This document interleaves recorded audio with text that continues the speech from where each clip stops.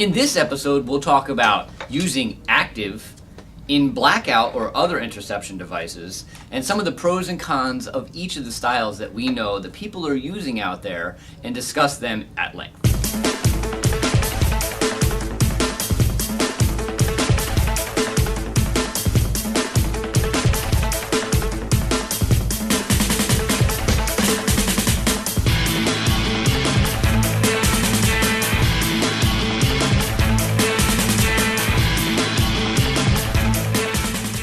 Welcome everybody to Bedbug TV. I'm your host, Jeff White.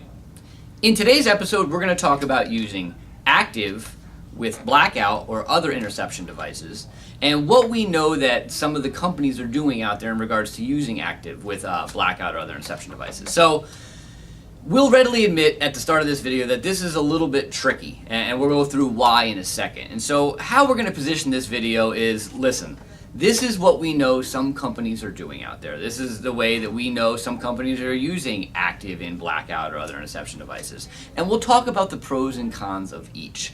There's really no straightforward recommendation that I can make and say, listen, this is how you want to do this with this. And we'll talk about why. And so let's first, what we're going to do, I'm going to get a little help from my friend here, Gumby.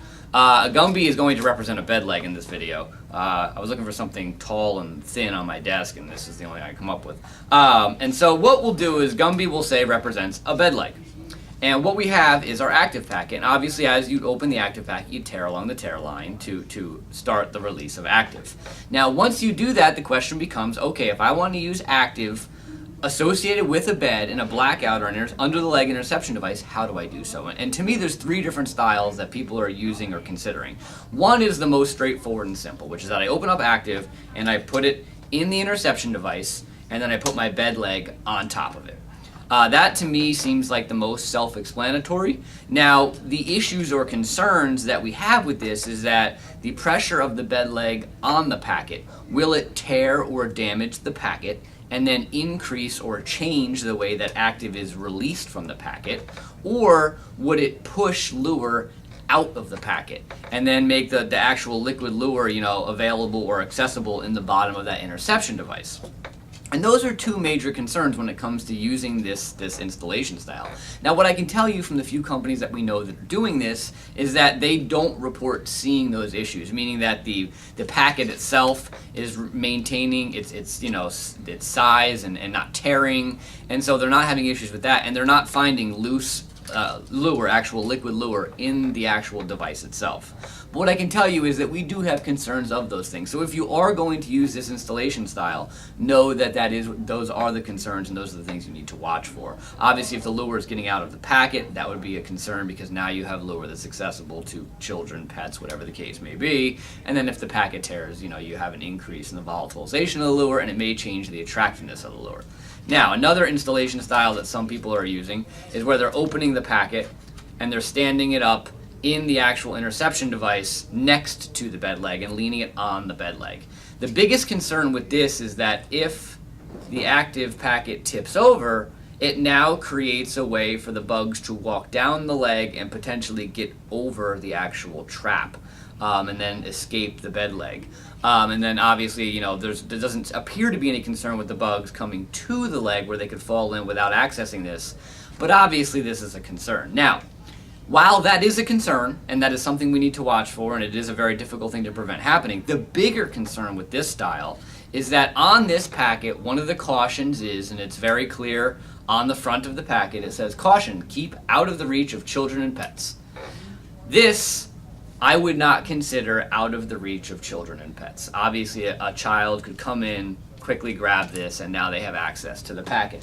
Now, in a Volcano, which I have over here at my desk, when we install this in a Volcano, you put it in and you snap it closed. Now, it's not to say that a child couldn't come along and do this. It just creates one extra step that somebody would need to do to access the active packet. And obviously, there's a line you have to draw in the sand in regards to what is truly, accessible. We're not going to put a lock on these devices. And so that's where, we have to draw a line in the sand somewhere. But this, I would definitely say, is accessible, to a child or a pet. And so, that installation style is something I would be considering using, in an environment where children and pets are not present. So again, but the bigger concern to me, well, I shouldn't say the bigger concern. That's a concern as much as, that is a concern where the bugs could potentially get out.